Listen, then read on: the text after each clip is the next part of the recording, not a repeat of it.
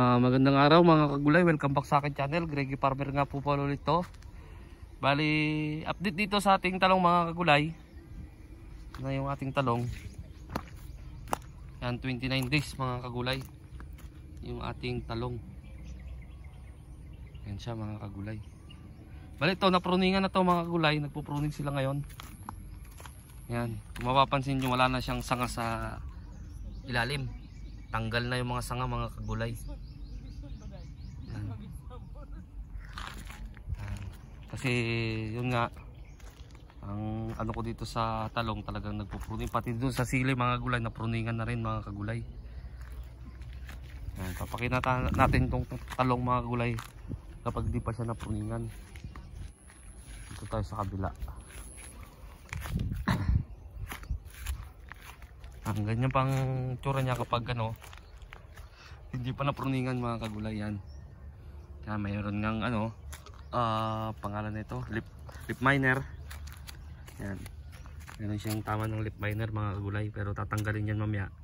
Bali ang pagpupruning mga kagulay, kahit na vlog ko na to, siyempre update pa rin dito sa pagpupruning sa mga nagabang dito sa ano ko. Bali ito lang ang kinukuha mga kagulay, ito mga sanga ng ganito. Ito Y na yan mga kagulay, dyan sa may ano niya Y yan, kaya tatanggalin pa rin yung sanga niyan. Kasi kapag hintayin ko pa na lumago yan at magkabulaklak, parang sayang kasi. Kaya ganitong ano pa lang na malilit pa lang yung ano niya, tinatanggal na mga kagulay. Yan. Yan siya. Tapos sabay dadamuhan. Ito yung sinasabi kong advantage ng plastic mulch mga kagulay, kasi dito ko lang magdadamo sa puno. Yan. Bali ito, wala naman itong silbi na kasi may lip miner yan mga kagulay. Yan, tanggalin na rin natin yan. Yan, malinis na rin yung puno kasi tinanggal natin yung bali nga pala mga kagulay, ito huwag nyo iiwan dito. Ito, lagi kong tinuturo sa inyo mga kagulay. Kasi yan, lip miner, lilipat lang yan dito, pupunta lang ulit yan dito. Yan ang tsura niya kapag na Y pruning na siya mga kagulay. Mga bago pa lang manonood dito sa channel ko, yun nga, important, ang kahalagaan din naman tong Y pruning ay para mag-focus siya sa taas mga kagulay. Tapos may magtatanong kailan ba ang pag-pruning, halimbawa gagayahin nila pag lumabas na po yung unang bulaklak niya mga kagulay, pwede na po, kasi makikita nyo na doon yung Y niya. Katulad nito mga kagulay, yan yung Y niya, kasi may bulaklak, ito na yung bulaklak niya, ito na yung pinaka Y. Kaya lahat ng sanga na nandito, to sanga kukunin. Tapos yung mga eto, hindi ko pa naman dapat kukunin to kasi may tama siya ng lip miner mga kagulay. Kaya kinuha ko na rin siya. Kaya ganyan mga kagulay. Yun nga, mga magtatanong kung kailan, kapag lumabas na po yung pinaka-Y niya mga kagulay. Paano mahalata? Siyempre may magtatanong na naman paano mga kagulay malalaman kapag lumabas na yung Y niya. Ito nga, yung unang bulaklak niya, ayan na yung pinaka Y niya, kaya tinawag siyang na Y pruning mga kagulay. Sa mga hindi ko sinasabi na gayahin nyo tong diskarte ko, kumbaga magiging basihan lang, kasi meron yung mga iba na nag-aaway sa Facebook kung minsan, mas maganda yung walang pruning. Depende pa rin po yan sa maganda pa rin po yung walang pruning, maganda rin po yung top pruning. Kaya kasi may nagtatanong ba mas maganda? Maganda po lahat. Basta depende lang po yan sa pag-aalaga. Yun lang po yung tamang sagot doon. Depende rin yan. Kahit na nag-Y pruning ka naman, kung di mo inalagaan.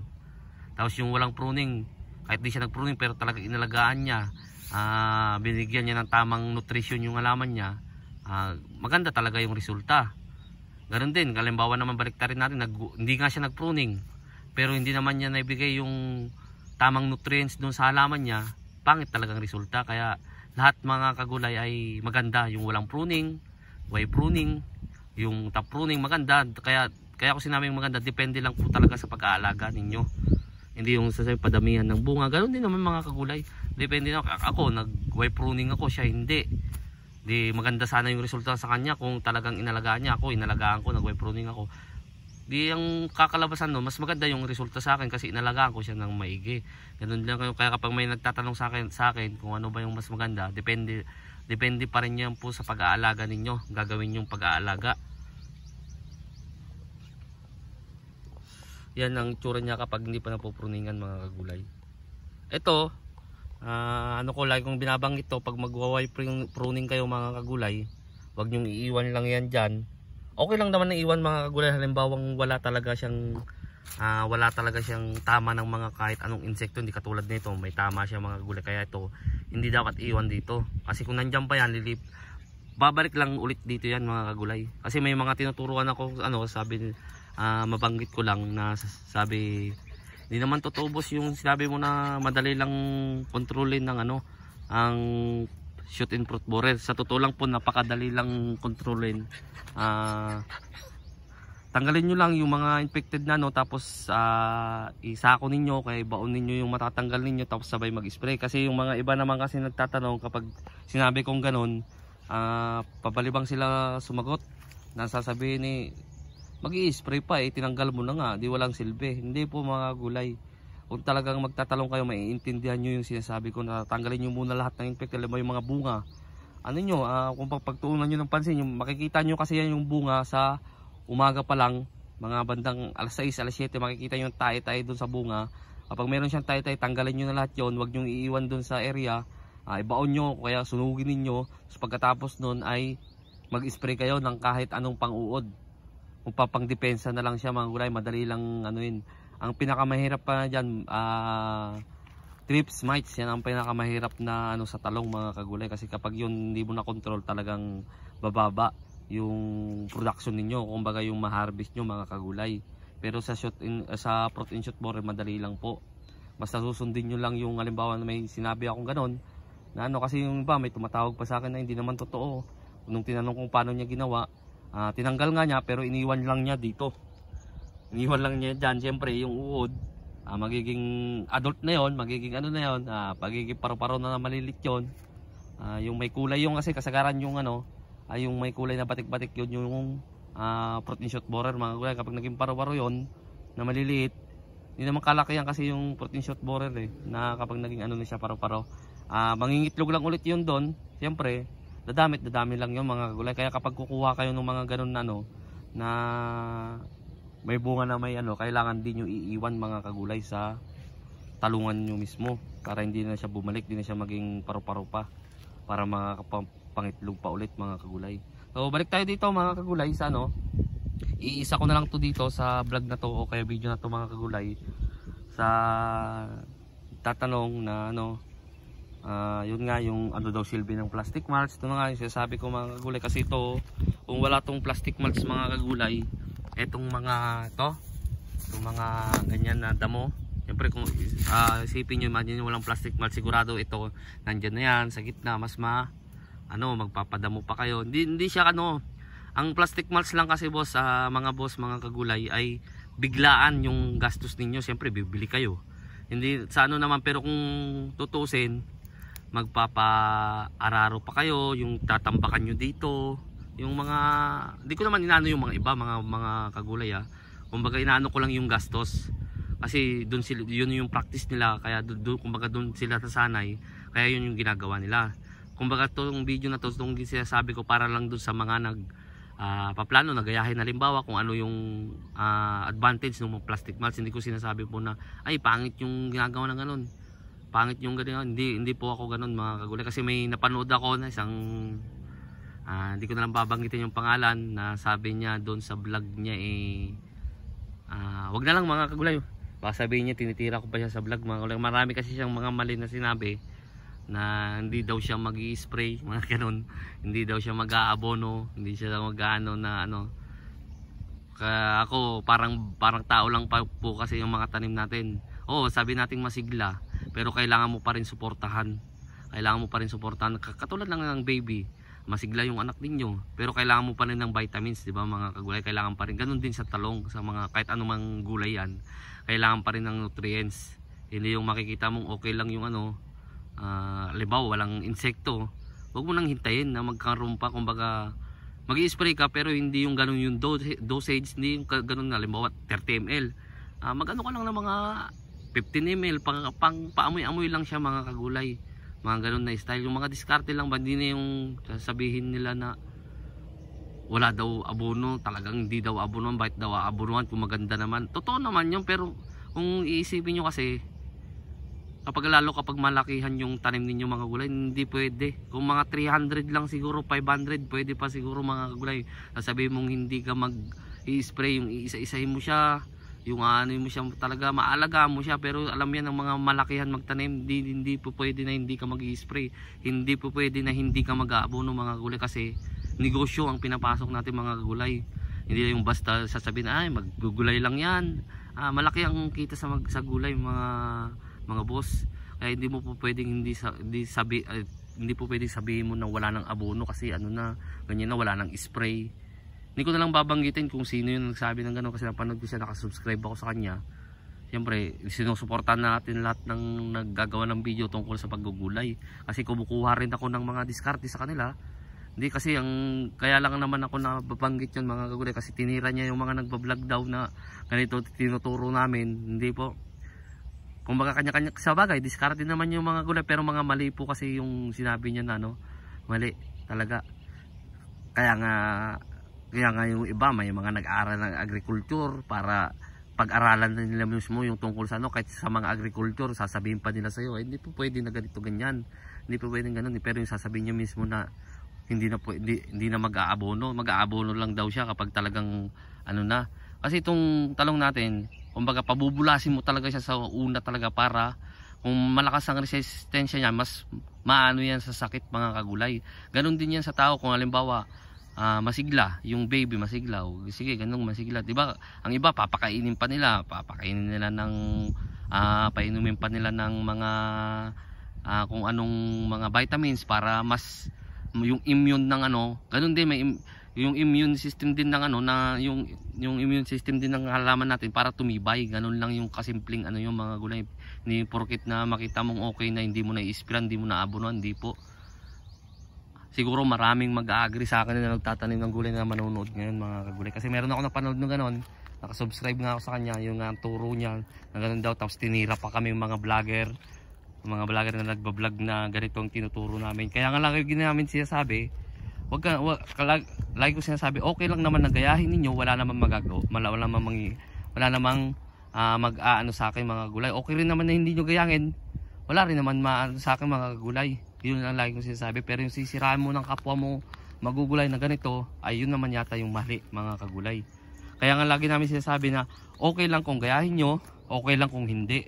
Kumbaga maging basihan lang ninyo. Ganun lang, huwag niyong titira ka pa ng ibang magugulay na naggagawa ng na ganito, ganyan. Marami naman akong mga vlogger na nakikita na may mali din sinasabi, pero hindi ko tinitira. Yun lang mismo, yung vlogger na yun mga kagulay, hindi ko nababanggitin ng pangalan, baka dumami pang subscribers niya mga gulay.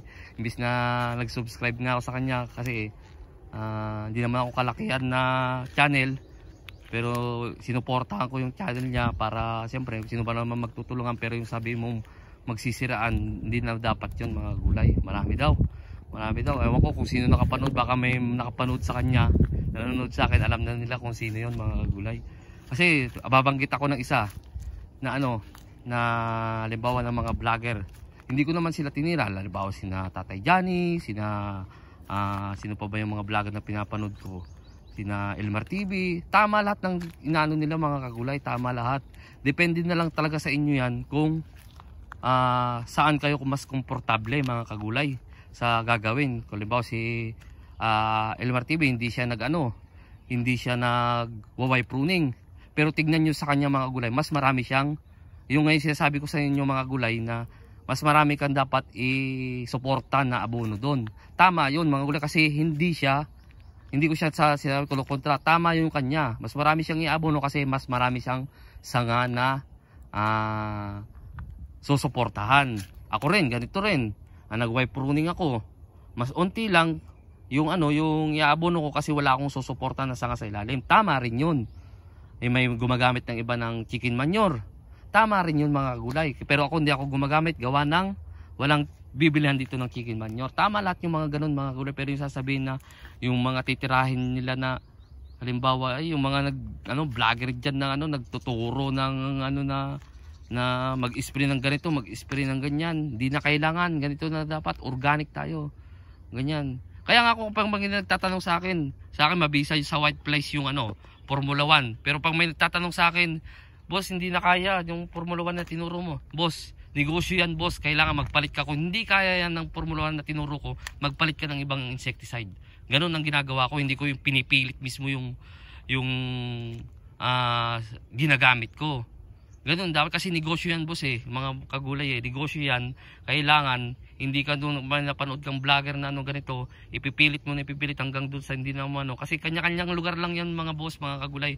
Meron halimbawa dito gold, effective dito sa akin sa area ko, doon sa ibang area hindi epekto. May ganun kasi talaga yan mga kagulay. Kaya kapag may magtuturo, testingin nyo, kapag di siya mabisa, magpalit ng iba. Ganun lang yung mga gulay. Kasi kapag ipipilit nyo, lalo sa aming mga vlogger na halimbawa ako, si Formula 1 mabisa sa akin sa white flies, sa inyo hindi, siyempre negosyo yan. Halimbawa may tanim kayo 10,000, alangan na ipilit nyo yung sinasabi ko. Hindi dapat ganun mga kagulay. Kumbaga magiging basihan lang ninyo yun mga kagulay. Kung umepekto yung sinabi ko, di tuloy-tuloy nyo. Kung hindi umepekto, di magpalit kayo ng iba, ganun lang. Huwag niyong sisisihin yung mga vlogger, mga kagulay na kumbaga sa amin lang kasi na nagba-vlog. Magiging basihan nyo lang talaga yan sa mga tinuturo namin. Hindi naman namin kasi tinuturo mga kagulay Kumbaga gumagawa kami ng video para makatulong. Hindi na namin sinasabi sa inyo, kakatulad ako, why pruning ako, na ipipilit ko ganito, why pruning, maganda to, ganito, hindi ko ipipilit. Nasa sa inyo yan mga kagulay. Kaya nga lagi ko sinasabi kapag may nagtatanong ano mas maganda, yung tatlo ba, yung walang pruning, top pruning, tsaka Y pruning, ang lagi kong sinasagot, depende po yan sa pag-aalaga pa rin mga kagulay. Hindi po yung sasabihin ko, ay mas maganda yung sa akin, ay mas maganda yung walang pruning, ay mas maganda yung top pruning. Hindi po ako ganun, hindi po ako bias. Porket ginagawa ko yung Y pruning, ipipilit ko sa inyo. Hindi naman yun yung practice ninyo na ginagawa, di ba mga kagulay? Yung ibig ko sabihin, kumbaga kami, gumagawa lang kami ng video para maging basihan ninyo mga kagulay, lalo doon sa mga nagbabalak, magpaplano na magtatanim sila. Kaya yung iba naman na gagayahin yung sa amin, halimbawa ako gagayahin, wag nyo naman po isisi sa amin kung bakit nagkaganon. Meron pa rin kayong mali na nagawa siguro. Kaya siguro hindi ko sinabi na na perfecto ako mga kagulay. Kaya siguro naging ganon mga kagulay. Katulad yung pagtatanggal ng mga infected na shoot borer, itong mga ganito. Kailangan tanggalin mga kagulay. Nagtanggal ka nga, halimbawa shoot borer to. Nagtanggal ka nga dito lang. Yung butas niya maliit lang kasi ang butas ng mga kagulay nandito pala. Kailangan hanggang dito ang tanggalin mo mga kagulay, tapos hindi mo iiwan. Hindi yung basta na ganyan na kasi tamaan yung shoot borer, dito mo lang tinanggal. Nandito pala yung uod. Tapos babalikan mo ngayon yung nagturo, yung pala mali rin pala yung ginawa ninyo, hindi niyo sinunod mismo yung sinabi doon. Kasi maraming nanonood mga kagulay na kung minsan hindi nila tinatapos yung video. Napansin ko, hindi nila tinatapos. Kaya kung minsan babalikan nila, babakbaka nila ng comment, hindi naman totoo yung sinasabi mo, hindi gano'n. Minsan magpi-PM pa, pupunta doon sa page ko, siyempre nandun yung yung number ko, tatawagan pa ako, hindi naman totoo yung sinasabi mo kagulay. Boss, kasi yung akin ganito ganyan, nagaganon pa sa akin mga kagulay. Hindi naman nila pinanood kasi maigi kung ano yung doon. Katulad yan, pagtatanggal ng ganito ito mga kagulay, nanood lang siya, halimbawa nanood lang siya, tanggal ko lang ganyan, ginaya niya. Pero hindi niya na, yung part na sinabi ko na kailangan iiwan dito, hindi niya napanood kasi skip niya o kaya tinigil na niya yung panonood. Tapos naiwan dyan. Eto ngayon, lip miner, siyempre nandito lang yan. Pupunta ulit dyan mga kagulay, kaya dadami lang ulit yan mga kagulay. Kaya kapag magtatanggal kayo, matik talaga, hindi nyo iiwan dyan. Pwede kayong mag-iwan, halimbawa talagang malinis yung talong nyo, walang tama ng mga ganito, ganyan, walang tama, pwedeng iiwan ninyo. Pero kapag halimbawa, kahit na walang tama mga gulay, basta mas sigurado kasi may maraming mga insekto na hindi natin nakikita pa rin mga gulay. Kaya mas preferred pa rin yung yung tanggalin talaga dito sa mismo. Kapag tinanggal yung tanggalin mismo sa area mga kagulay. So yung mga kagulay, umano na tuloy yung yung pagkukwento ko, mahaba na tuloy, 19 minutes na to, magto 20 minutes na nga. Kumbaga nagpaliwanag lang ako kasi napanood ko ngayon yung na gumawa ng video ng gano'n na tinira niya halos lahat kami. Ako okay lang naman na tirahin niya, pero yung sasabihin niya na ang kinontra, okay lang sa akin na tirahin ng mga ibang vlogger, pero yung sasabihin niya na may mali, talagang kukontrahin ko rin mga kagulay. Kakaawa naman po. Okay lang nga po kung 300 lang ang tinatanim ninyo, itatanim nung gagaya sa kanya, Kung 200 lang kaya maaano niya yung kumbaga maalagaan talaga niya. Pero kung katulad dito na libo-libo na yung tinatanim tapos ganun gagayahin daw sa ano, nakakaawa naman po mga kagulay. Nakakaawa, hindi po pwede na walang abono. Sabi niya na walang abono, walang spray. Talagang kikita daw siya. Pero nung pinanood ko yung mga previous video niya, kasi binalikan ko previous video niya, ang daming uod, ang daming ano. Sabi ko, ano ba tong ano niya, tinitira pa yung kapwa niya vlogger. Pero nung balikan yung mga dating video niya, ang dami namang uod. Sabi niya hindi daw nag-i-spray siya daw kasi noon. Posible mga gulay kung tama lang yung pag-i-spray. Yan yung ano pa mababanggit ko mga gulay. Sa dosage mga kagulay, wag na wag kayong susobra talaga sa dosage. Halimbawa hindi nyo makontrol yung dadamihan nyo, yun talagang may epekto kasi yan. May kaakibat nga epekto yan sa gulay mga gulay kapag sinobra nyo yung dosage. Mas maigi pa na magpalit kayo ng ibang gamot, ibang AI naman na para dun din. Mas maigi pa mga gulay kaysa yung susobra nyo. Kasi maari pong masunog yan, lalo kapag maabutan kayo ng araw na nag-i-spray, maari pong masunog. Hindi ko po sinasabi na masusunog na kagad kapag dinamin, hindi po. Maaari po. Lahat po ng sobra ay bawal. Yun na lang mapatao man yan, mapasa ano man yan, lahat po ng sobra bawal. Sa abono nga kapag nasobrahan mo, okay lang naman kasi tataba siya, pero yung magiging resulta niya, siyempre mataba masyado yung yung tanim mo, hindi gano'n siya mamumunga. Ganun yun mga kagulay. Okay siya kasi mataba, pero hindi siya gano'n makakapunga kasi sobra na siyang taba. Ganun yun. May tama pa rin naman sinabi yun na sabi niya, pero dapat hindi niya sinabi na hindi na talaga siya mag-aabono, hindi na talaga siya mag-i-spray ng synthetic, hindi na kahit anong pang spray, hindi na daw siya mag-i-spray. Mali naman yun. Dapat ang sinabi na lang niyan doon sa video mga gulay, hindi mo na ako mag-i-spray ngayon habang wala ako nakikita. Ayun, tama pa yun. Pero yung sasabi niya hindi na daw siya gagamit kahit kailan, yun naman ang hindi ako agree mga kagulay. So yun mga gulay, tumatagal na yung kwentuhan natin o kaya video na to. Sa bago pa lang sa munting channel ko, huwag nyo kalimutang mag-subscribe. Click nyo na rin po yung notification bell para updated kayo lagi sa gagawin kong video tungkol dito sa aking paggugulay. Bale ito mga kagulay ay 29 days. Mga gulay, maraming salamat po sa inyo. God bless po sa ating lahat.